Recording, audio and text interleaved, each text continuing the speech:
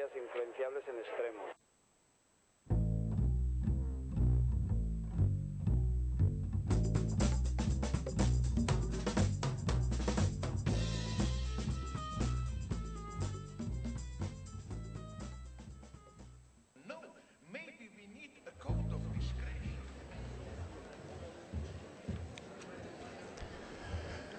Kaixo, egun on dizuela guztioi, Bilboko Alondigaren izenean ongi etorri Gutun Zuriaren jardunaldi berri hontara, azkenetako bat izango da gaurkoa. Buenos días, bienvenidos, bienvenidas a esta nueva actividad, a esta nueva conversación del Festival Gutun Zuria, que hoy ya toca su fin porque finalizará esta tarde a las 7 de la tarde concretamente.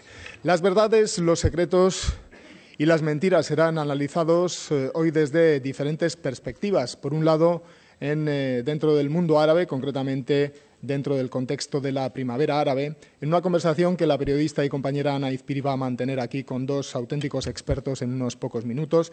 Y por otro, por la tarde, en la conversación que la periodista Àngels Barceló va a mantener con el escritor Bernardo Atxaga sobre su reciente viaje a Estados Unidos, porque seguramente sabéis, la literatura norteamericana ha sido también la principal invitada de estas jornadas. Hasi aurretik, betiko legez, BBK eta El Correo gure babesleen laguntza ere eskertu nahi dugu, hau guztia posible egin dutelako besteak beste.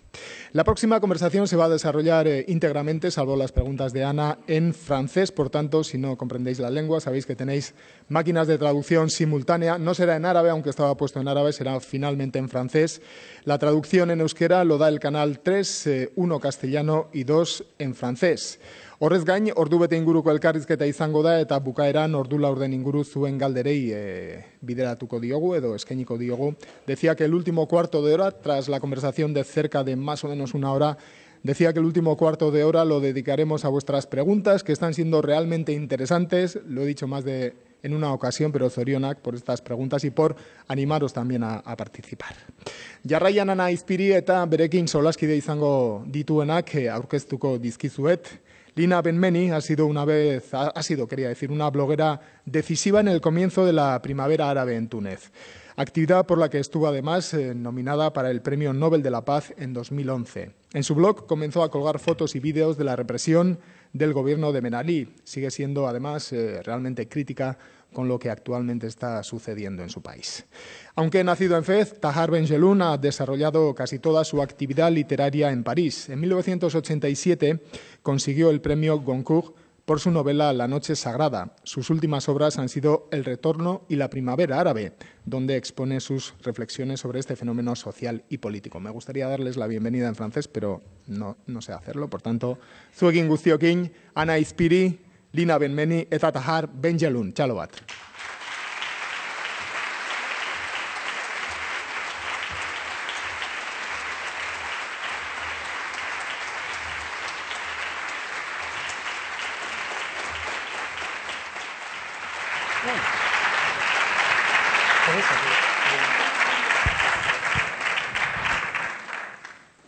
Hola, buenos días, Egunon.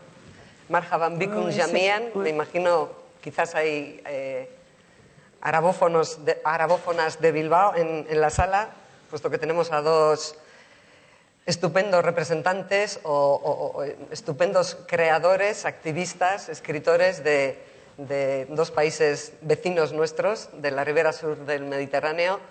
Quisiera empezar agradeciendo a Alhóndiga Bilbao el haberme dado la oportunidad de sentarme aquí con ustedes y con Tahar Ben Jelloun y con Lina Ben-Meni.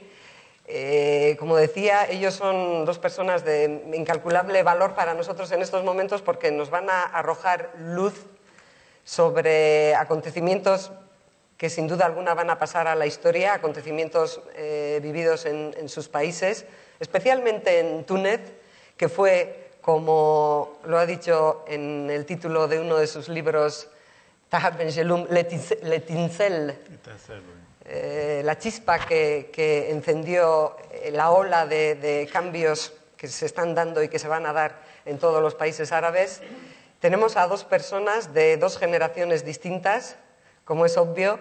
Tahar Ben Jelloun, nacido en Fez, con una segunda patria en Tánger, quizás, ¿no? Tánger, sí. En Tánger, residente entre París y Tánger. Sí. Digamos que él puede representar de algún modo a esa generación de la independencia de estos países del África del Norte. Los países del Oriente Medio, otros países árabes se independizaron antes, pero los países del Magreb no llegan a la independencia hasta mediados de los 50.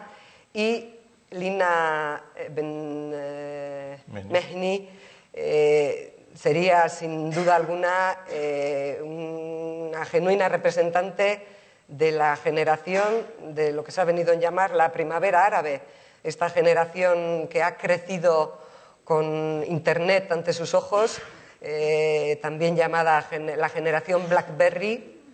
Lo vemos también en los textos árabes. En ese sentido, una generación que se asemeja mucho a la generación de los jóvenes europeos. En fin, no quiero abundar más en la introducción. Lo importante es que les escuchemos a ellos. Dado que ambos han estado inmersos en la experiencia y en el análisis, quizás más Lina Ben Mehni que Tahar Ben Jelloun, puesto que ella vivió los hechos desde el corazón mismo de los lugares en los que tuvieron lugar, esos hechos que luego han traído consecuencias inesperadas para todos, como el descabezamiento de dos regímenes como el de Túnez y el de Egipto. Vamos a empezar, pues, indagando un poco en la experiencia personal y profesional que tuvieron tanto Tahar Ben Jelloun como Lina Ben Mehni en aquellos días que comenzaron el 17 de diciembre del 2010, cuando un joven desempleado que se empleaba malamente vendiendo verduras para mantener a su familia se dio fuego, en fin, con el dramático fin de perder la vida 3 semanas más tarde en una unidad de grandes quemados en Túnez. Y nadie mejor que Lina Ben Mehni para hablarnos de lo que ella misma vivió y de lo que fue testigo durante aquellas semanas de sorpresa, de lucha, de audacia, de miedo, hasta que aproximadamente 2 semanas después de la muerte de aquel joven, Mohamed Bouazizi, convertido ya en símbolo de la nueva Túnez, o de esa nueva Túnez a la que aspiran, falleció. Y 2 semanas después, como todos ustedes saben, produjo algo francamente sorprendente, como la huida de un presidente de su país, alguien que había estado gobernando durante 23 años, se dice pronto.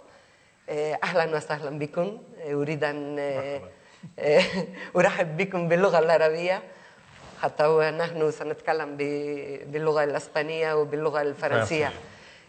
Arabieraz hitz egin diet, ongi etorria emanez, eta esanez, guk hemen gazteleraz eta frantsesez egingo dugula. Lina, por favor, nos gustaría mucho saber, con tus 27 años que tenías entonces, en diciembre del 2010, ¿cómo viviste aquel hecho dramático de la inmolación de Mohamed Bouazizi y los días posteriores?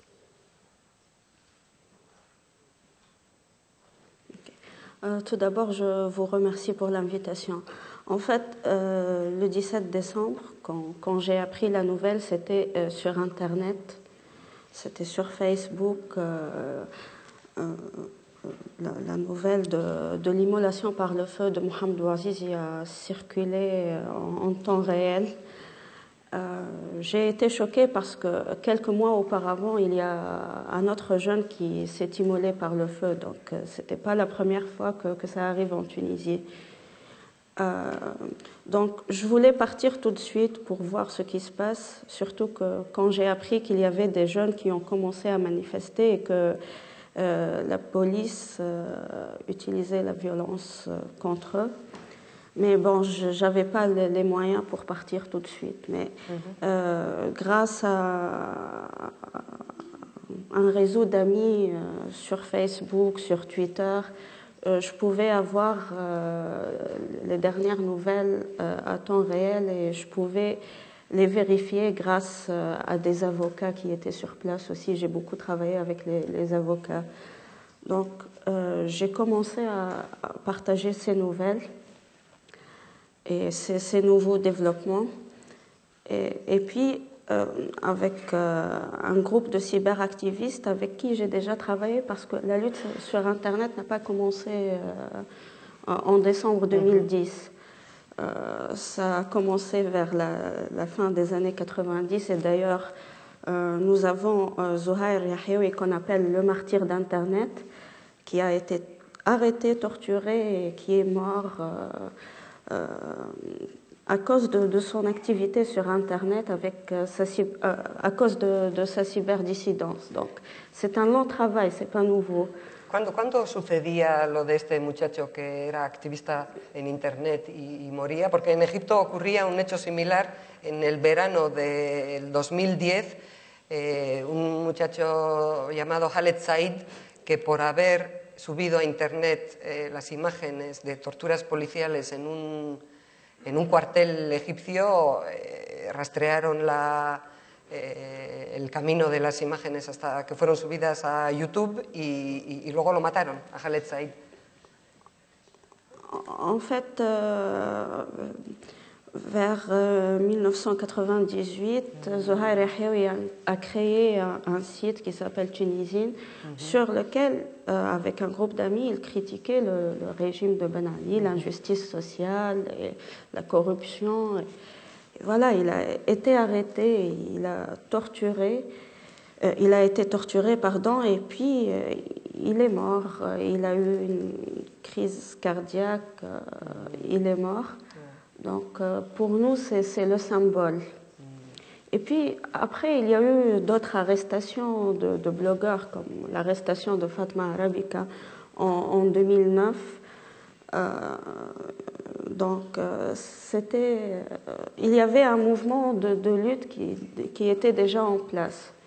Esto que nos está contando Ligna me hace preguntarme, Taher Ben-Jelloun, el escritor y poeta y analista, considera que lo que hemos presenciado en los países árabes no son revoluciones, sino revueltas. Según le he podido leer en alguna entrevista, Taher, usted entiende que no había una organización muy precisa o muy compleja y con unos objetivos definidos, de modo que usted considera que eso han sido unas revueltas. No obstante, tanto el hecho de la página web que existía en la red y que se utilizaba en Egipto, Kulena, Khaled Said, todos somos Khaled Said, por aquel chico al que habían matado, y los activistas de la red en Túnez, en fin, es un signo o es un elemento que deja ver que sí había cierta organización. Bien sûr, bien sûr. Mais alors, ce qu'on peut se demander, c'est qu'est-ce qui a fait que il y a eu des suicides avant et des suicides après Mohamed Bouazizi, mais c'est Mohamed Bouazizi qui a été focalisé et qui a déclenché l'indignation universelle presque. Alors ça, ce sont des choses que l'histoire ne peut pas expliquer, c'est comme ça, on ne peut pas savoir pourquoi. Bon, surtout que ni le malheureux Mohamed ni les autres n'ont pas fait ça pour entraîner une révolte et une révolution. J'ai utilisé le mot révolte parce que la révolte, ça vient après une exaspération, d'humiliation et de mépris qui fait que c'est comme l'esclave qui veut casser les chaînes. Mais maintenant, nous sommes en train de vivre, surtout en Tunisie et en Égypte, une sorte de révolution qui est dévoyée par rapport à ce que le peuple a voulu au début. C'est-à-dire qu'au début, c'était la libération. Il fallait d'abord se débarrasser, ils ont dégagé Ben Ali, ils ont dégagé Moubarak, et maintenant, on se trouve dans une situation paradoxale que ceux qui n'avaient pas du tout participé à la révolte sont en train de faire une révolution, entre guillemets, qu'ils écrivent eux-mêmes.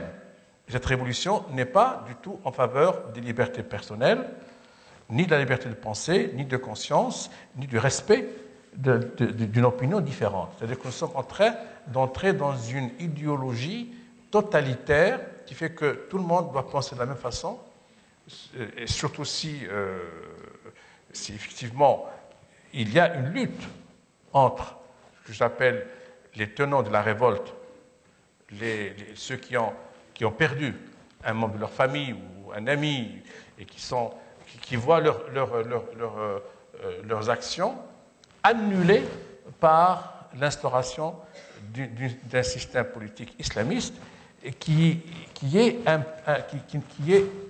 en contradiction avec la modernité. Pero, Tahar, usted ahora mismo ha dicho la instauración de un régimen islamista. Aún no. Oui, mais... Pas déjà, pas encore. Oh, todavía no. En Égypte... Como ven, señores, no. Tahar Ben Jelloun, me voy a Non. Moi, et Lina va vous raconter ce qu'elle vit en Tunisie. Moi, je suis plus branché maintenant sur l'Égypte parce que j'ai beaucoup d'amis qui me racontent. Non, il y a vraiment une prise de pouvoir par les islamistes, même si les élections les ont donné la majorité, mais il y a une islamisation des mentalités. Et c'est-à-dire que les gens maintenant interviennent dans la vie quotidienne de chacun pour dire voilà comment tu dois t'habiller, voilà comment tu dois faire telle chose, telle chose. C'est-à-dire que l'islamisation, ce n'est pas uniquement un système politique. Non, c'est une idéologie qui manipule les cerveaux des gens. C'est-à-dire qu'on est en train de supprimer le doute philosophique, de supprimer la pensée personnelle et la liberté de conscience. Yo me voy a permitir, Tahar, hacer una puntualización. Hay pensadores dentro del... Voy a hacer un poco de abogado del diablo. Hay pensadores dentro del mundo islámico con bastante fundamento, con argumentos, como Fahmi Huwaidi, por ejemplo, al que usted seguramente hasta le conoce. Es un pensador egipcio. Oui, mais quiero decir, los islamistas en Nahda, en Tunisia, en Túnez, los hermanos musulmanes en Egipto, digamos que serían fuerzas centrales o, me voy a permitir decir, yo así lo veo, con riesgo de discrepar, moderadas dentro de lo que es el mundo islamista. ¿Acaso esas personas, esos pensadores, algunos pensadores que hay entre los islamistas y que posiblemente albergan ideas sobre la participación de los islamistas en el sistema político? Moi, je pars d'un principe très simple. La religion doit rester dans la mosquée ou dans l'église, dans la synagogue ou dans les chœurs. Elle n'a pas à faire la politique, elle n'a pas à venir sur le champ public décider ce qui est bien et ce qui est mal. Parce que il faut qu'on ait un état de droit. Bon, mais ça, c'est ça. On n'a pas encore réussi, dans tout le monde arabe, sans exception, à avoir un véritable état de droit où l'individu est reconnu, il a des droits et des devoirs. Or, maintenant, comme en Libye, qu'est-ce qui se passe? En Libye, après la mort de Kadhafi, nous avons un pays tribal. Sí. Tribal. Libia, sí. Oui, es una cosa distinta. La Syrie, c'est la même chose. Permítame, Tahar, vamos a darle la palabra a Lina Ben Mehni. Antes quiero traer ponerle voz a algo dicho por usted. Tahar Ben Jelloun es de los que considera que los islamistas son los parásitos de la primavera árabe. Aunque hay que reconocer, por ejemplo, que en Egipto, y si bien a nivel individual, han participado en el Irán Tahrir, etc. Très peu. Bien, vamos a darle, vamos a ver qué nos quiere decir Ben Mehni. Ben Mehni, entre otras cosas, y también como una manifestación simbólica netamente clara sobre su posición respecto al islamismo, que ahora nos la va a desmenuzar, ha dicho que antes muerta que ponerse el hijab. ¿Cierto, no? Oui, En fait, oui, c'était une interview et on m'a dit si on allait te forcer à porter le hijab. J'ai dit non, c'est soit par conviction, soit non. On ne va pas me forcer, on ne va pas choisir pour moi. Ouais. Moi, maintenant en Tunisie, je considère qu'on est déjà sous une nouvelle dictature. Malgré que les gens qui sont au pouvoir aujourd'hui ont été élus, je ne considère pas qu'il s'agit de gens modérés qui sont en train de travailler pour réaliser les objectifs de notre révolution. Donc, comme l'a dit Sitar, voilà, l'islam et la religion en général, c'est spirituel, c'est entre l'individu et Dieu, et puis la politique, c'est la politique. On ne doit pas mélanger les deux. Donc, or, les islamistes, ils utilisent la religion pour imposer leurs lois, pour faire la politique, pour travailler leur propre intérêt. En Tunisie, aujourd'hui, les Tunisiens souffrent beaucoup parce que ces gens-là ont recours à la violence contre toutes les personnes qui osent les critiquer, contre toutes les personnes qui ont une opinion différente. Je vous donne des exemples concrets.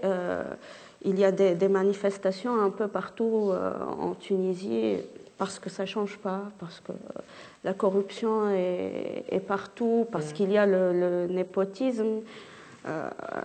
Et maintenant, le népotisme devient plus clair, par exemple, les leaders du parti islamiste au pouvoir, Nahda, ont placé certains de leurs parents dans les postes clés, dans les ministères, dans les administrations. Or, quand les gens sont sortis dans la rue en décembre 2010, janvier 2011, c'était pour demander une justice sociale, pour demander une liberté d'expression et plus de liberté en général. Or, tout ça n'a pas été réalisé. On n'a pas fait des pas en avant pour changer tout ça. La situation est pire en ce moment. Es significativo quizás en Túnez el caso del juicio contra Nesma, es como se llama el canal de televisión, que ha emitido la película Persepolis, que posiblemente muchos de ustedes hayan visto de la iraní Merian Satrapi. Entonces emitieron esa película y el canal de televisión sufrió una agresión y ahora se está enjuiciando el caso sobre el que ha escrito usted, Lina. Oui, j'étais présente il y a deux jours pour le procès de Nesma et les avocats qui ont porté plainte contre Nesma TV ont donné des plaidoyers minables. J'étais présente, mais j'ai dû quitter après le quatrième plaidoyer parce que voilà, ils appelaient à appliquer la peine capitale sur le propriétaire de Nesma juste pour la projection d'un dessin animé qui a déjà été projeté en Tunisie. Ouais. Ce n'était pas la première fois qu'on montre ce film en Tunisie. Donc, j'avais l'impression d'être dans une mosquée et non pas dans un tribunal. Voilà, il criait, il demandait sa mort et venant d'avocats, c'était horrible. Je n'ai jamais imaginé que j'allais assister à un procès de ce genre en Tunisie après le 14 janvier. Je m'attendais à être présente dans le procès de Ben Ali ou de sa famille, et non pas d'un propriétaire d'une chaîne de télévision. De plus, ce n'est pas le seul cas. Il y a eu l'emprisonnement d'un éditeur en chef d'un journal parce que le journal a publié la photo d'un footballeur tunisien avec sa compagne à demi nue. Donc maintenant, puis il y a eu un procès contre deux jeunes Tunisiens dont l'un d'eux a écrit un petit livre qui s'appelle L'illusion de l'islam. Donc ils ont eu 7 ans de prison pour l'écriture de ce livre. L'illusion de l'islam.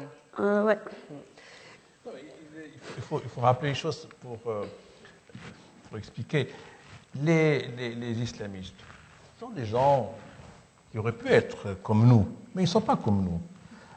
Parce que ce sont des frustrés qui ont des vrais problèmes sexuels. Tout autour du sexe. C'est-à-dire quoi? Leur problème, c'est quoi? La femme, ma soeur, ou ma mère, ou ma femme, il faut qu'elle soit cachée. Il ne faut pas que tu la touches. C'est ça leur obsession sur le cul. Mais c'est tout. Après, bien sûr, il vient là-dessus la morale. Mais quand on prend l'islam, quand on prend les textes musulmans, nulle part il est dit qu'il faut mettre en prison quelqu'un parce qu'il s'est photographié avec sa femme avec un bikini. C'est quoi cette histoire-là? Ils prennent en otage un texte sacré, qui est le texte coranique, et ils l'interprètent d'une manière stupide. Alors, je ne suis pas obligé, moi, d'accepter ça. Et c'est ce qui se passe maintenant en Tunisie, en Égypte, en Maroc. Au Maroc, il y a un ministre qui est islamiste. Une femme? Oui, la femme. Vous allez parler peut-être. La femme, oui. Alors, la femme, il y a une seule femme au gouvernement islamiste marocain, la seule, et qu'est-ce qu'elle prend comme décision? Interdiction de l'avortement. Mais je dis, mais ça ne va pas. Mais si par exemple, toi, ta fille qui a 19 ans ou qui a 15 ans, elle est violée, et qu'elle est enceinte, tu vas la laisser comme ça c'est des trucs, ils s'accrochent sur des petites choses, alors que le fondamental, c'est de donner de la liberté aux gens. C'est-à-dire que l'avortement, c'est quoi? C'est je veux un enfant ou je ne le veux pas. Mais si par le hasard de la vie, il y a un accident, il faut pouvoir le réparer. C'est ça. Mais on est dans une situation où ils interviennent dans la vie privée des gens. Ouais.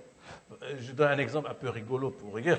Et il y a un ministre marocain de la communication qui a décidé que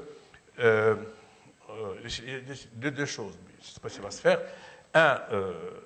Faire passer l'appel à la prière au moment où cet appel arrive, c'est-à-dire vous regardez un feuilleton que vous adorez. Je ne sais pas moi, maintenant tout le monde regarde des feuilletons, des séries américaines, ou brésiliennes, ou turques, puis paf, on arrête, on dit Allahu Akbar. Bon, d'accord, mais c'est pas ça l'islam. Le vrai musulman, quand il sent qu'il a envie de prier, il peut aller prier. Il peut même prier le lendemain s'il veut, ce n'est pas la question. Et puis la deuxième chose, il a interdit sur les chaînes de télévision nationales la publicité pour les jeux de hasard, pour la loterie, le loto, etc. Alors j'ai dit, ah bon, mais alors il faudra l'interdire aussi dans la vie. Ils interdisent juste la publicité.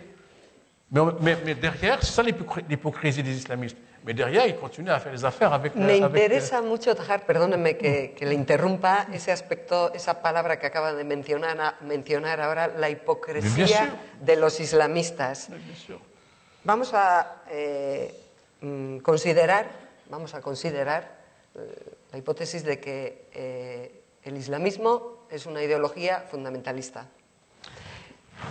¿Qué es lo que ocurre? Que a esa ideología, que quienes siguen esa ideología, quienes la practican y quienes votan a sus candidatos, tienen una preocupación y una frustración insuperable por su vida sexual más o menos frustrada, o que esos candidatos islamistas que se presentan ante el electorado hacen un marketing estupendo para llegar al poder, para alcanzar el poder. ¿En qué estamos? Il y a le marketing pour arriver au pouvoir, c'est évident, et en même temps, il y a le fait qu'ils jouent avec du velours, parce que la religion, c'est irrationnel, tout le monde y croit, on ne peut pas toucher. Alors ils disent, nous sommes là pour empêcher le vice. Il dit, qui es-tu pour empêcher le vice? Tu n'as pas de vice, toi? C'est des gens, finalement, qui s'emparent de la vie quotidienne et qui veulent nous donner une vie idéale. Or, personne n'est parfait. Et eux-mêmes ne sont pas parfaits. Alors, je me souviens, en Tunisie, Ben Ali, le salopard, mais quand même, il avait fait quelque chose.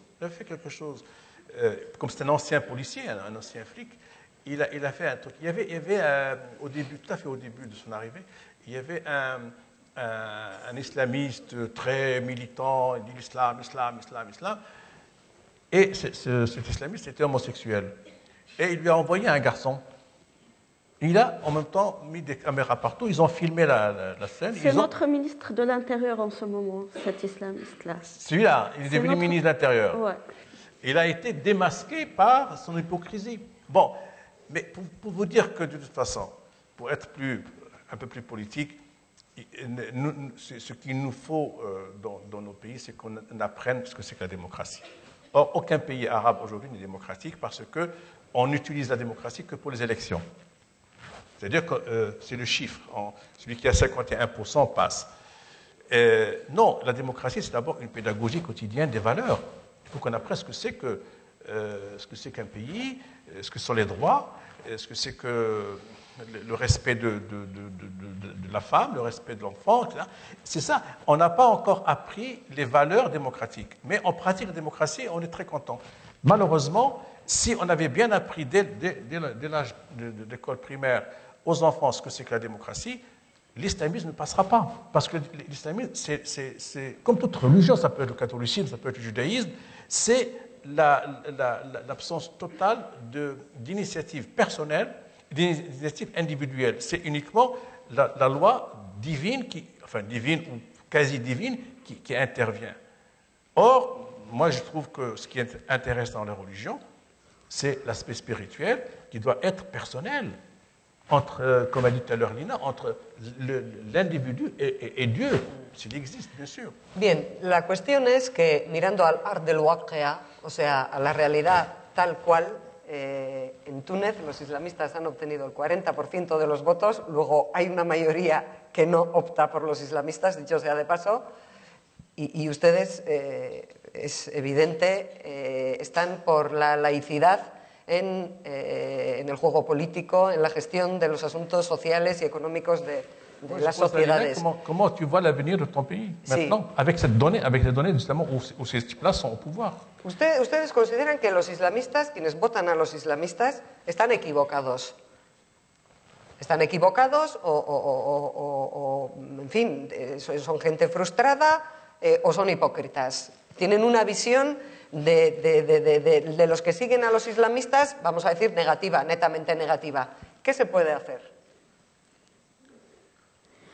Moi, je considère qu'on n'est pas encore en transition démocratique en Tunisie. Je considère qu'on est encore en pleine révolution. Comme vous l'avez dit, ils ont eu 40% et ils prétendent avoir la majorité. Or, ce n'est pas vrai. Il y a eu un grand taux d'abstention. Presque 50% des électeurs n'ont pas voté, quoi. Entre ellos usted. Oui, moi aussi, j'ai pas voté. Voilà, donc 1,5 million ont voté pour eux. Ils ont eu 40% et ils prétendent avoir la majorité. Et même si tu as eu la majorité, tu n'as pas le droit d'avoir recours à la violence contre les personnes qui te critiquent ou qui ont un avis opposé au tien. Or, c'est ce qu'ils font en ce moment. Comme je l'ai dit, ils utilisent la violence à chaque fois. Hier, par exemple, un leader politique a été agressé alors qu'il avait un meeting, il donnait son discours et des extrémistes ont attaqué la salle et ont tabassé tous les gens qui étaient présents et ont voulu tuer ce leader. Los salafistas, tal vez, o no necesariamente. Je ne peux pas le dire comme je n'y étais pas. Par exemple, je peux parler de ce qui s'est passé à la faculté de la Manouba à cause des 2 filles qui voulaient passer les examens avec le niqab sans montrer leur identité. Donc il y avait des salafistes qui ont occupé la faculté pendant des mois, qui ont agressé les professeurs, qui ont agressé le doyen de la faculté. Donc c'était des salafistes. Pendant les dernières manifestations du 7 et du 9 avril, j'étais présente, j'ai été tabassée par la police, mais il y avait aussi une milice du parti de Mahda. Ils dénient ça, mais on a les photos, on a les vidéos et on a tous témoigné de ces événements. Donc, ils utilisent la violence. Et on ne peut pas parler de démocratie et de modération quand il y a cette violence-là. Usted quiere decir que las autoridades actuales, ante hechos de agresividad, de violencia, de ataque netamente intolerante contra los que difieren en la opinión, sean laicos, republicanos, etcétera, las autoridades no están actuando, no están siendo ni claras ni activas. Pour moi, c'est clair. Pour moi, il ne s'agit pas de gens modérés. Pour certaines personnes, ce gouvernement n'est pas clair, mais pour moi, c'est clair. Comme je l'ai déjà dit, nous sommes de nouveau sous une nouvelle dictature. Je parle d'Internet que je connais le plus. Ils ont compris l'importance et la force d'Internet, donc maintenant, ils recrutent des jeunes, ils les payent pour qu'ils fassent leur propagande, pour qu'ils propagent des rumeurs concernant leurs opposants. Ils utilisent des photos personnelles, ils disent des mensonges, ils font leur propagande, mais d'une manière sale, je dirais, qui n'a rien à voir avec l'islam ou la religion. Voilà, ce sont des personnes qui veulent avoir le pouvoir à tout prix et ils sont capables de tout pour le garder. Tahar, usted mencionaba antes, cuando hablaba de estas cuestiones del lugar en el que entiende que tiene que estar colocada la religión y a qué ha de servir al ser humano, se intuía que considera que desde la infancia se debe de educar a los niños en esa función de la religión, algo que probablemente no ocurre. Oui, bien sûr, parce que moi je prends l'exemple du Maroc. Moi j'étais professeur de philosophie à Casablanca il y a très longtemps, il y a 40 ans. Et j'enseignais la philosophie en français, parce que c'était le lycée marocain, mais on enseignait la philosophie en français. Et comme il y avait eu beaucoup de manifestations et de rébellions des étudiants à l'époque, le ministère de l'Intérieur avait décidé d'arabiser l'enseignement de la philosophie pour justement empêcher qu'il y ait des révoltes, parce qu'ils ont remplacé la philosophie par la pensée islamique. Solamente la asignatura de filosofía. La philosophie. Et alors moi, à ce moment-là, j'ai démissionné. J'ai dit, moi, je n'ai pas été formé pour enseigner la pensée islamique que je respecte, mais que je ne connais pas bien. Donc, j'ai démissionné et je suis parti en France. C'était en 1971.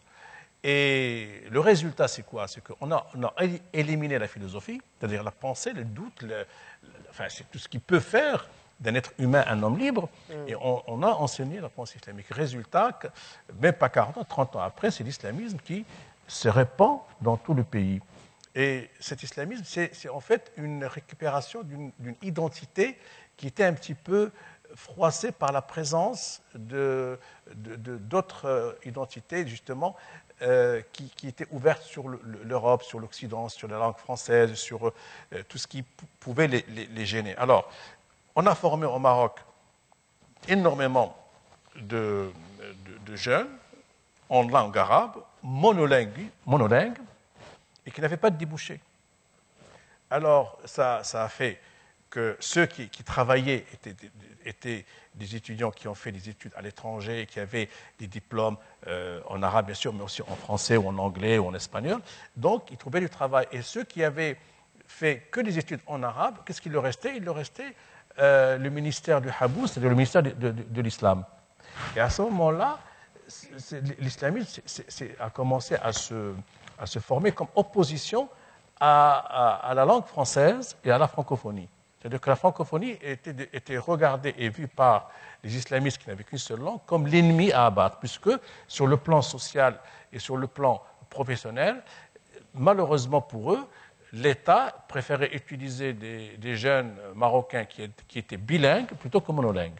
De sus palabras, se puede inferir tal vez que el proceso de arabización y la misma utilización de la lengua árabe se está utilizando como transmisora de ideología. Bien sûr, islamismo bien en este sûr, caso. bien sûr, parce que même si nous avons un grand islamiste au Maroc qui est très radical, qui est le Cheikh Yassine, qui était professeur de français, et sa fille Nadia, elle est aussi francophone, mais ils disent on connaît l'ennemi et c'est pour ça qu'on le combat. Ouais. Donc il y a quand même une guerre culturelle derrière la guerre pour le pouvoir. Ils veulent bien sûr arriver au pouvoir pour gouverner, ouais. Mais aussi ils veulent marquer un coup d'arrêt à la culture occidentale en général. Le français, ça peut être l'espagnol, ça peut être l'anglais, etc.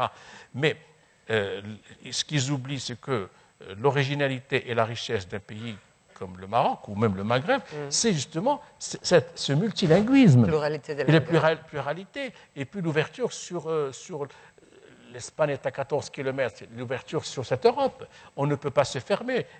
On ne peut pas vivre en autarcie comme si on était des Chinois. On n'est pas des Chinois.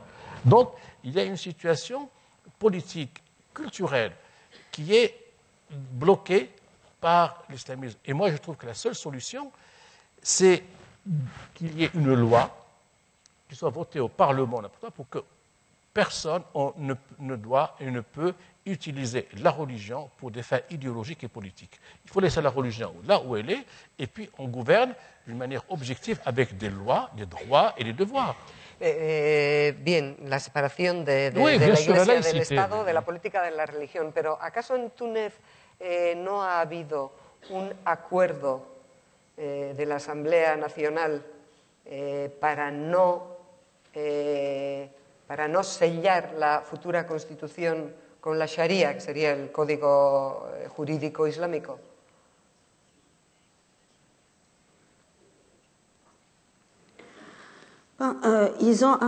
Au début, ils voulaient appliquer la charia et la mettre dans la nouvelle constitution, mais voilà, ils ont annulé ça suite à la pression de la société civile. Mais ils voulaient faire ça. Mais heureusement que les gens ont résisté.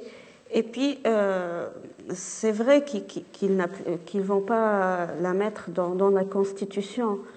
Mais voilà, mais dans la vie réelle, c'est ça, dans la vie de tous les jours, la pression religieuse est de plus en plus grande.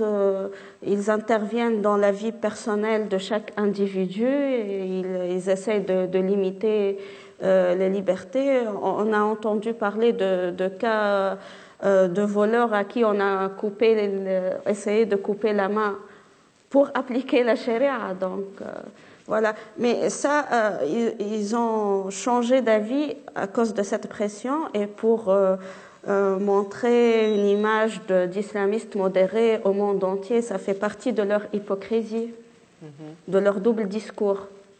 Il faut rappeler quelque chose, parce qu'il ne faut pas non plus effrayer nos amis qui nous écoutent.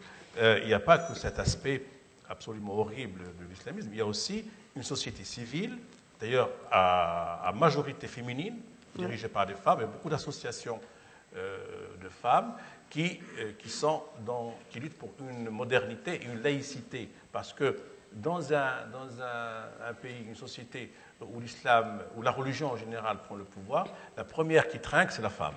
C'est elle qui paye le prix. Et malheureusement, et paradoxalement, nous trouvons parmi les islamistes, les militantes les plus féroces, ce sont les femmes. Alors, moi, j'ai eu une discussion une fois avec une femme, Fantomas, je les appelle.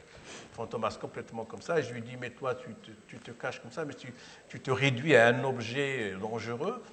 Et tu es pour la répudiation, tu es pour la polygamie, mais tu es masochiste. Tu es dans un club de sadomasochisme. Elle me dit, je ne parle pas avec toi, et elle est partie.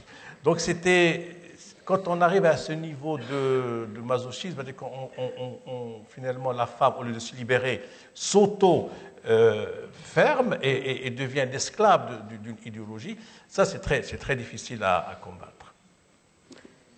Muy difícil de combatir, dice Tahar Benjeloun, pero bueno, como ven, Lina es tremendamente activa en el blog, usted escribe con mucha frecuencia y y además con ese toque de ironía cuando titula, por ejemplo, ese proceso del que nos hablaba antes, el proceso contra el canal de televisión que emitió la película Persepolis, diciendo que algo así como que afortunadamente la mentira no mata, ¿no?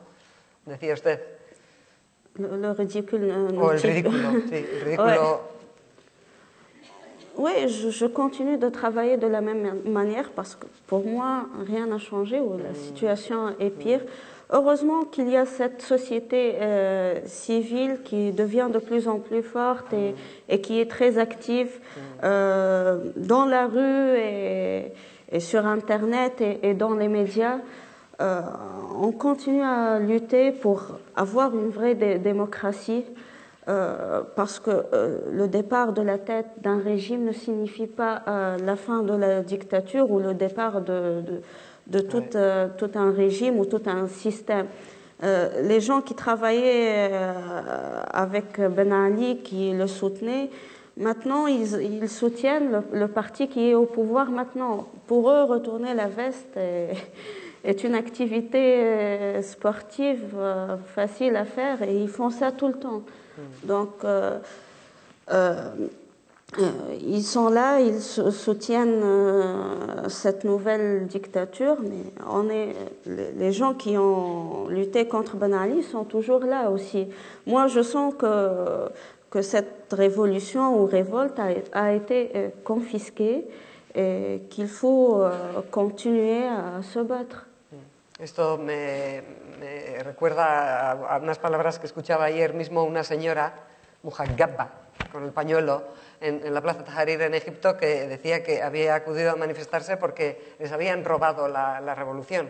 En fin, antes de darles la palabra a los ciudadanos y ciudadanas que han venido a escuchar a Tahar y a Lina, quisiera preguntar a Tahar, Mohamed VI en Marruecos actuó con mucha rapidez, con aquel discurso sorpresivo en marzo de este año y... En marzo de este año, no, del año pasado. Del año pasado. 11. Vamos, a un mes de la huida de Ben Ali y de la transmisión de poder a la alta jefatura del ejército por parte de Hosni Mubarak en Egipto. Mohamed VI promueve unas reformas constitucionales, las somete a referéndum y gana de calle. ¿Qué opinión le merece? Il a anticipé les réformes, il a été intelligent, il n'a pas voulu être contesté parce que ça aurait été très terrible pour lui de lui dire bon, que la foule commence à le contester. Il a été plus rapide, il a fait ce discours, c'est très courageux parce que c'est quand même, la royauté c'est très lourd, hein. Ouais. C'est pas comme en Espagne où, bon, mais parce que là-bas le roi il gouverne, il règne vraiment, il gouverne. Et donc il a été intelligent, il a fait ça et en fait il a appliqué la Constitution et comme le parti islamiste est arrivé en tête, il a choisi son dirigeant pour faire le Premier ministre et gouverner. Mais en même temps, on sent, mais ça c'est pas encore sûr, on sent que c'est un homme qui est vigilant, qui regarde ce qui se passe, il n'intervient pas encore, il attend. Je pense que par exemple, si les islamistes vont dépasser leurs prérogatives et intervenir dans la vie quotidienne des gens, comme on le voit maintenant en Tunisie, je crois que le roi va intervenir parce que il est quand même le garant des libertés. Il ne peut pas laisser, en ce moment, parce qu'il y a au Maroc des discussions sur ce que doit être l'œuvre artistique. Alors, les islamistes, ils disent, l'art doit être propre. Ils n'ont rien compris à l'art, parce que l'art, c'est la contestation, c'est la provocation, c'est l'irrégularité, c'est justement, l'art, il sort les choses les plus sales, il les met en évidence pour qu'on voit. L'art ne doit pas, c'est ce qu'on appelle le réalisme socialiste. Il ne peut pas être réaliste socialiste, pas ça du tout. Mais il y a un débat. Il y a un débat parce qu'il y a un film marocain, c'est comme Persepolis, mais bon, on n'est pas arrivé là, mais c'est un film marocain qui s'appelle Le Film. Et dans ce film, je pense qu'il y a une ou deux scènes d'amour, je ne sais pas comment, je n'ai pas vu le film. Mais ils ont dit, ça c'est une pourriture, pourquoi montrer cette réalité, etc. Alors un jour, je me souviens, dans un débat dans une université, un des étudiants me dit, pourquoi dans tes livres, il y a toujours des scènes de sexe? C'est parce que vous ne rêvez pas de sexe, vous ne rêvez pas de faire l'amour. Vous faites l'amour. Donc quand mon personnage fait l'amour, je décris comment il fait l'amour, c'est tout. Donc il y a toujours cette histoire de sexualité qui revient. Ils sont obsédés par faut-il parler ou pas du sexe. Et donc pour l'art bien, c'est l'art des petits oiseaux, des petites fleurs, tout va bien, le printemps dans le ciel et tout. Il faut qu'ils voient un peu ce qu'a fait Francis Bacon ou même Picasso ou même n'importe qui. Enfin, mais il n'y a pas que... Il y a un manque de culture aussi, un manque de culture, c'est sûr. Et puis, le Maroc, il est quand même un pays qui a une tradition d'ouverture et de multilinguisme. Et là, on est face à des gens qui veulent le fermer. Je pense que, d'abord, il y a une grande partie de la population marocaine qui n'accepterait pas de se fermer sur elle-même et de ne pas avoir de contact avec l'Europe. Ce n'est pas possible, parce que les gens, ils aiment bien la culture européenne aussi. Muy bien. Señores, es suya la palabra. Si quieren hacer alguna reflexión, alguna pregunta, bien a Lina Ben Mehni o a Tahar Ben Jelloun. Adelante.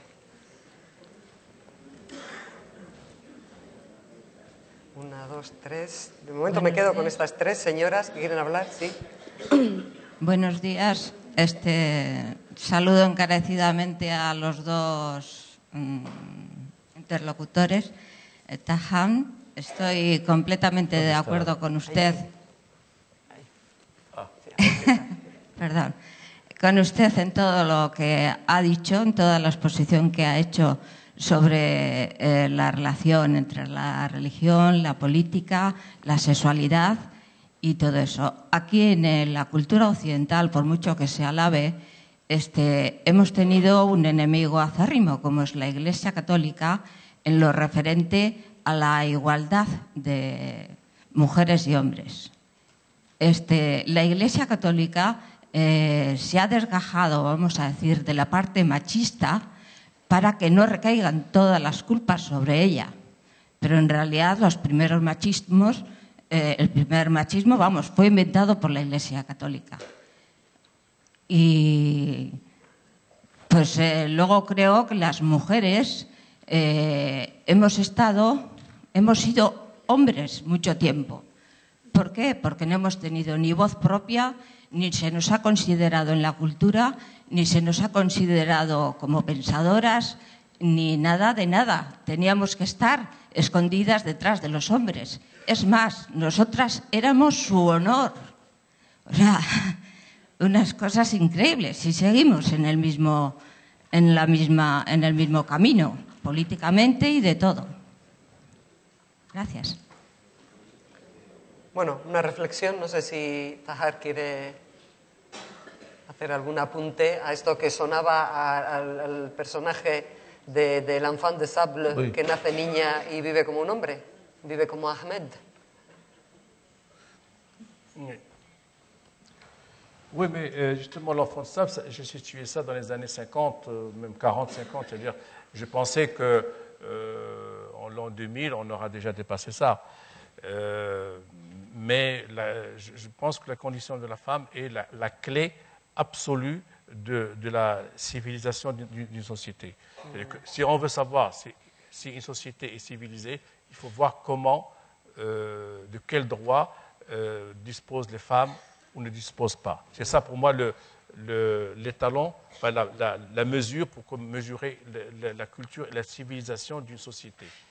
Je ne rentre pas dans les implications, mais quand on aura la parité dans les droits entre l'homme et la femme et que la responsabilité soit la même et les devoirs sont les mêmes, à ce moment-là, on peut dire qu'une société est avancée. Or, ce qui se passe maintenant après le printemps arabe qui devient un hiver un peu sanglant, nous sommes en train de découvrir malheureusement que celle qui va payer encore le plus le prix, ce sont les femmes. Parce que, avec, comme je disais, le paradoxe que ce sont des femmes qui aussi militent avec les islamistes. Donc, nous sommes entrés dans une zone de turbulence qui va durer plusieurs années. Ce n'est pas demain qu'il y aura un vrai printemps avec des cerisiers en fleurs, non. Il y aura encore beaucoup de problèmes, aussi bien en Égypte qu'en Tunisie, qu'en Libye. La Syrie, on ne parle même pas parce que le massacre continue. Donc, on est vraiment... Il y a un changement qui est extraordinaire, qui est positif, mais comme a dit tout à l'heure Lina, ce n'est pas terminé. Muy bien, aquí una otra palabra, por favor. Sí, Nos acercan. Sí, yo quisiera preguntar... Espere un segundo, voy a procurar ir en orden. Le doy ahora en cuarta posición aquí. Una palabra, por favor. Un segundo. Bonjour, merci d'être entre nous. Et c'est une question que voy a hacer en castellano, perdón.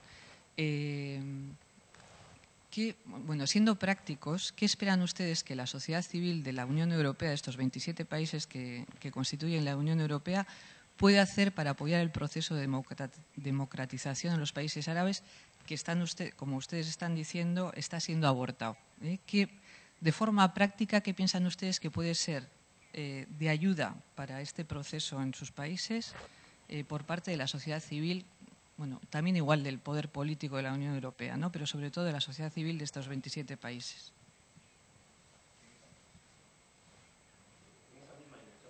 Si puedo. Sí, un momento, si me permite, tengo otra palabra aquí de otra señora a continuación. Bueno, si es en el mismo sentido, si son tan amables, Tahar, Lina.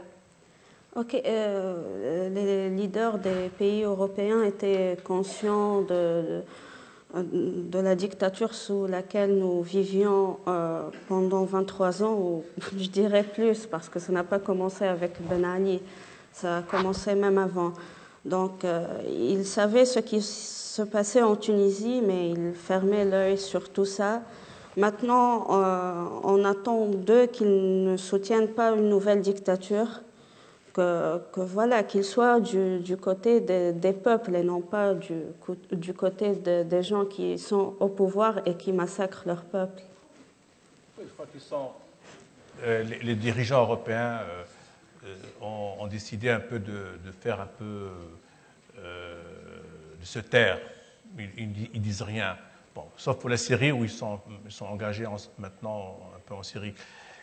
Parce que ils attendent, ils regardent un peu ce qui se passe en Tunisie, en Égypte, ils sont un peu inquiets, ils ne savent pas ce qu'ils vont faire. Et puis, comme a dit Lina, c'est vrai, il faut les encourager à vraiment aider économiquement, par les investissements, ces pays, même s'il y a aujourd'hui des gouvernements islamistes, il faut que le pays continue sur le plan économique à fonctionner. Et donc, il ne faut pas les boycotter. Les touristes, par exemple, devraient continuer à aller dans ces pays parce que l'industrie touristique est importante pour tous ces pays, pour l'Égypte, pour la Tunisie, pour le Maroc. Si les touristes ont peur, ne vont plus, c'est une façon de pénaliser le peuple qui, lui, vit du tourisme. Donc, il faut un petit peu, tout le monde il n'y a pas que les chefs d'État, il y a aussi les peuples.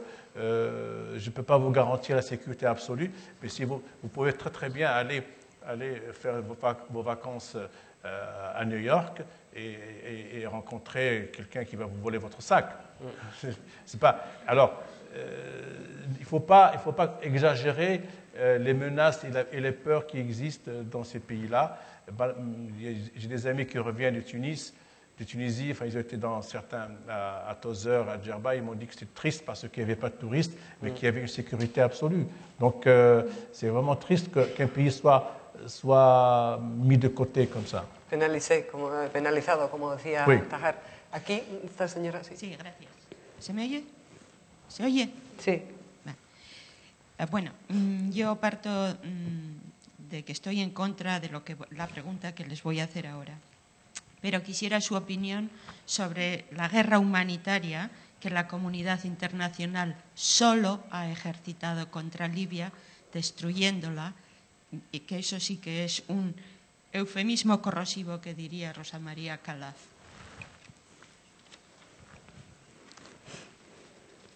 La guerra humanitaria contra Libia. Actuelle. La que se produjo durante esos meses, desde marzo hasta noviembre del año pasado. ¿Qué piensan ustedes? La Libye était dans une situation terrible parce que d'un côté, il y avait des gens qui étaient rebelles, qui refusaient le système Kadhafi, et puis de l'autre, il y avait Kadhafi et ses mercenaires qui tuaient ces gens-là. Donc il fallait intervenir pour arrêter le massacre.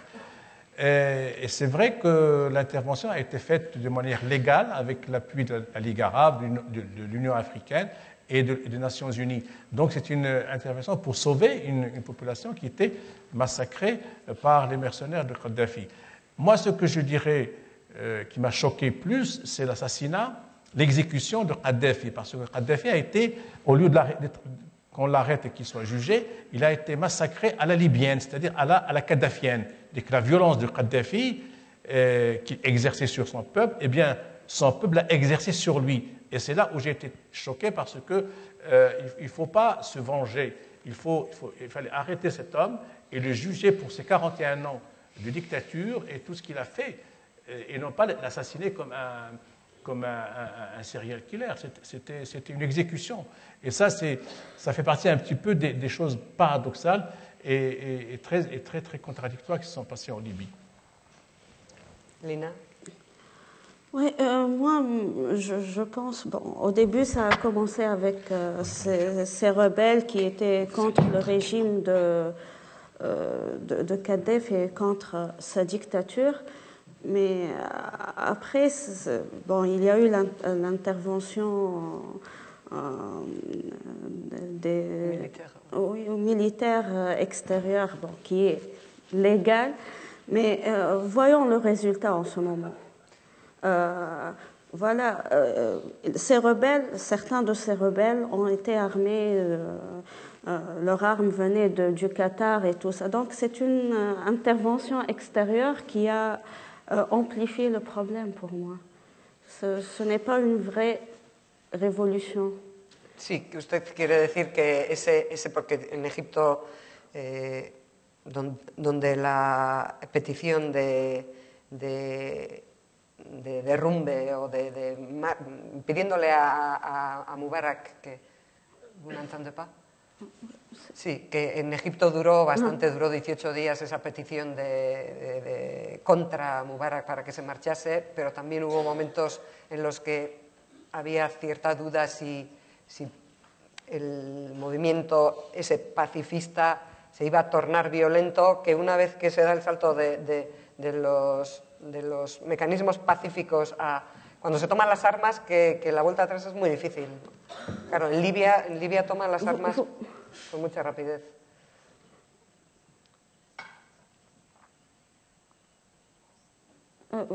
Vous parlez de Moubarak ou de Kadhafi? J'ai pas compris. Non, je parle de tous les deux.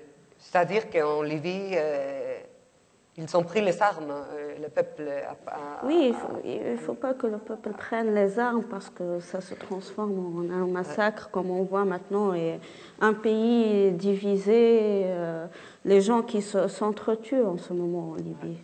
Bien, sí. Sí, yo tenía dos preguntas para el ponente de Egipto. De Marruecos. ¿El señor? De Marruecos. O de Marruecos. Pero conoce muy minuciosamente el caso egipcio, ¿no? La primavera egipcia. Durante 30 años, como conocemos en el Magreb, las dictaduras se han mantenido con la venia y con la mirada benevolente de la Unión Europea y de los Estados Unidos fundamentalmente.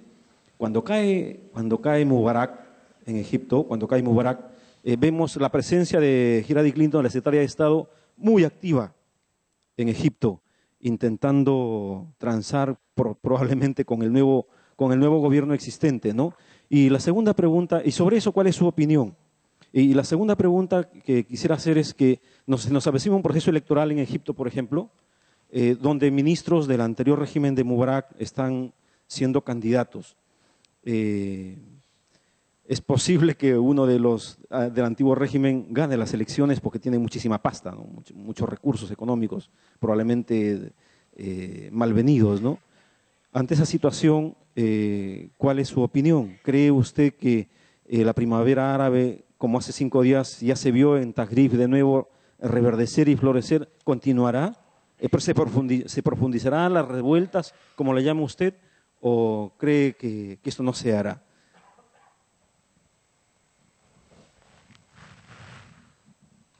Non, malheureusement, nous sommes en train d'assister, surtout en Égypte, à une situation qui est le résultat d'un coup d'État qui a eu lieu, mais que les médias n'ont pas repéré. C'est-à-dire qu'en janvier 2011, Moubarak n'est pas parti tout seul. Moubarak est parti parce que l'armée l'a obligé à partir, ce qui ressemble à un coup d'État. Et après, l'armée a pris le pouvoir. Et l'armée égyptienne, aujourd'hui, a arrêté des milliers de rebelles, de jeunes, qui sont en prison parce qu'ils contestaient le pouvoir de l'armée. Donc, il faut qu'on sache une chose, c'est qu'en Égypte, il y a eu, grâce à la place Tahrir, un véritable mouvement populaire pour une révolution, mais cette révolution a été kidnappée par l'armée. Et l'armée, c'est elle qui tient le pouvoir aujourd'hui et qui décide qui va se présenter ou pas. Et là, s'est arrangé avec les frères musulmans, qui constituent une force réelle et populaire en Égypte depuis 1928. Hein, ça fait 80 ans qu'ils sont là. Et donc, les frères musulmans vont certainement gouverner avec un président qui sera aidé par l'armée qui tient le pouvoir. Et encore une fois, nous retrouvons la même situation qu'en Tunisie. Il y a en Égypte une société civile laïque et moderne qui se bat contre cette armée qui prépare une dictature. Tantawi c'est un Moubarak bis. Et celui qui veut se présenter, qui était vice-président de Moubarak, c'est-à-dire qu'il était l'homme que Moubarak utilisait pour les renseignements et la police. Donc c'est lui qui est responsable. Il veut se présenter aujourd'hui aux élections présidentielles. Donc nous avons une situation totalement pourrie en Égypte, avec en plus une menace qui pèse sur 5 à 6 millions de Coptes, qui sont des Égyptiens, mais qui sont de religion chrétienne copte, et qui sont menacés. C'est-à-dire que l'Égypte est dans un processus qui peut donner des choses, qui peut déboucher sur des révoltes, qui peut déboucher sur une situation insupportable. Donc, c'est pour ça que, aussi bien l'Amérique que l'Europe, les Américains comme les Européens, je veux dire, surtout les Américains, ils n'en ont rien à faire du bien-être des gens. Le peuple ne les intéresse pas. Ce qu'ils veulent, est-ce que c'est bon pour nous? Est-ce que nos intérêts américains seront protégés? C'est ça ce que veulent les Américains. Le reste, ils s'en foutent éperdument. Que le peuple crève ou soit malmené ou torturé, ce n'est pas leur problème. D'ailleurs, ce n'est pas par hasard que l'Amérique n'a jamais accepté le tribunal pénal international qui siège à La Haye, parce qu'elle sait que l'Amérique elle-même sera un jour ou l'autre jugée pour ses crimes. George Bush est un grand criminel qui, un jour, j'espère, sera jugé pour les crimes qu'il a commis en Irak. C'est tout.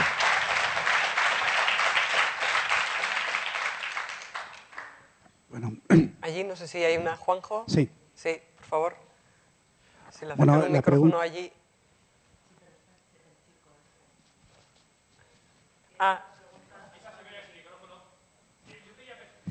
Bueno, después le doy la palabra, perdone, no le había visto. Juanjo. Sí. Bueno, vamos a ver. Sí, perdón. Bueno, buenos días. Salam alaikum. Juanjo, luego te doy la palabra. La pregunta es para el señor Benjalloun, aunque doy las gracias ahí arriba, en rojo. Sí. Doy las gracias a las tres personas que están en el escenario por la altura que han dado. La pregunta es la siguiente. El señor Benjalloun ha dicho que él es filósofo, pero que no conoce mucho de la filosofía islámica. Y por lo que estamos escuchando aquí de este pseudo-islam que hay en el mundo árabe, pues parece que es un gran ogro para el mundo occidental. Yo le quisiera preguntar si es que quizás el mundo occidental se fija mucho en ese islam wahabita de la colonización en el mundo árabe hacia igual el islam de Averroes o Ibn Rushd, un filósofo que vivió en las tres culturas. Quizás es que nos están poniendo, ya se acabó el terror rojo y ahora ya tenemos otro terror para que el mundo occidental siga bajo la colonización de la política y del mercado. Sí, hay dos islams, Tahar. 2 o 3 o más. Mais d'abord, moi, je ne suis pas philosophe. Je n'ai jamais été philosophe et je pense qu'il n'y a pratiquement pas de philosophe aujourd'hui parmi nous, parce que pour moi, un philosophe, c'est quelqu'un comme Heidegger ou Marx ou Spinoza. Mais bon, il y a des professeurs de philosophie, c'est différent. Mais dans les médias, on dit philosophe pour n'importe qui. Bon, pour revenir à l'islam, moi je pense qu'il y a un seul islam, qui est une religion monothéiste, inspirée du christianisme et du judaïsme, qu'elle respecte et que d'ailleurs elle demande aux croyants de respecter les prophètes avant Mohammed. Et puis, cet islam, c'est une religion pour apaiser les angoisses des gens. Pourquoi les religions existent? C'est parce que les gens sont angoissés, parce qu'ils n'arrivent pas à résoudre la question primordiale de la mort, et donc il faut bien apaiser les angoisses humaines. Donc on a recours à la religion, c'est humain depuis toujours. Il y en a qui sont bouddhistes, il y en a qui sont shintoïstes, il y en a qui adorent. L'homme a toujours eu besoin de sécuriser sa situation psychologique. Donc la religion est là pour ça. Mais il n'a pas été là pour gouverner. Il n'a pas été créé pour devenir l'idéologie dominante d'une société et d'un État. Il faut qu'on soit bien d'accord là-dessus. Lorsque, par exemple, en Italie, il y a eu le parti de la démocratie chrétienne, qui a duré pendant plusieurs décennies, depuis la fin de la guerre jusqu'à il y a une dizaine d'années, qu'est-ce qu'on a découvert? C'est que dans la démocratie chrétienne, il y avait tous les conservateurs, tous les réactionnaires, et la plupart des gens qui, au moment des élections, pactisaient avec la mafia pour avoir des voix. Donc, à travers la religion chrétienne, on essayait de passer à notre message. Donc, la religion, quelle qu'elle soit, dans n'importe quel pays du monde, que ce soit, y compris en Israël, qui est un État qui n'est pas laïque, parce que la religion de l'État israélien, c'est le judaïsme, alors qu'il y a 1 million d'Arabes qui ne sont pas juifs, qui sont soit musulmans, soit athées, eh bien, les religions doivent nous foutre la paix et que chacun fasse ce qu'il veut avec sa religion. On n'est pas obligé d'être tous sous le même système idéologique d'une religion. C'est quand même la moindre des choses que si quelqu'un a des angoisses, il les règle lui-même avec son cœur et sa conscience et son Dieu. Mais il n'a pas à venir dicter la manière dont tout le monde doit vivre. C'est ça le vrai problème maintenant. Pour moi, c'est pour ça qu'il y a un seul islam qui est une religion qui vaut ce que vaut toutes les religions, c'est tout. C'est une religion paisible, moi telle que je la connais, elle est paisible, elle n'est pas violente, elle n'est pas du tout une religion d'agressivité et de guerre, même si le prophète Mohammed a dû se battre pour imposer son message, mais il faut qu'on s'en tienne à ça et qu'on respecte cette religion. Bien. Juanjo Sánchez Arreseigor, por favor. Sí, yo quisiera preguntarle al señor Bengelum sobre el juego a 3 bandas entre el ejército egipcio, la hermandad musulmana y los salafistas. El ejército antiguamente se presentaba como una fuerza laica y modernizante, pero últimamente vemos que es una fuerza exclusivamente reaccionaria y ultraconservadora. ¿Podría el ejército, que ahora parece enfrentarse a los islamistas de la hermandad, llegar a un acuerdo con ellos para repartirse el poder en el país y marginar a los salafistas apoyados por Arabia Saudí? Y conectado con esto, el papel de Arabia Saudí en la revolución egipcia y en las revoluciones árabes en general. Muchas gracias. Alors, 2 choses très importantes à vous communiquer. D'abord, la première, c'est que l'Arabie Saoudite, comme le Qatar, comme les Émirats du Golfe, tout ça, soutiennent et financent ces régimes islamistes. Il faut le savoir. L'Arabie Saoudite et le Qatar sont des pays qui sont sous le système wahhabiste. Abdel Wahhab était un philosophe du XVIIIe siècle c'est lui qui a imposé une vision dogmatique et rigoriste de l'islam. C'est lui qui a dit que la charia doit être la constitution de tous les États. Donc, ce sont des pays qui vivent sous ce rite wahhabiste, mais en même temps, ça ne les empêche pas d'avoir des liens et des complicités avec l'Occident, avec l'Amérique, etc., pour l'armement, pour la sécurité, etc., etc. Mais par ailleurs, il finance ces pays islamistes. Deuxième point qu'il faut que vous sachiez sur l'armée égyptienne. Alors, l'armée égyptienne n'est plus une armée. Pourquoi? Parce que Moubarak, pour avoir la paix, parce qu'il a vu quand même que l'armée égyptienne est une des grandes composantes de la société égyptienne, il a permis à l'armée de faire des affaires. Et c'est ainsi qu'il avait nommé plusieurs officiers.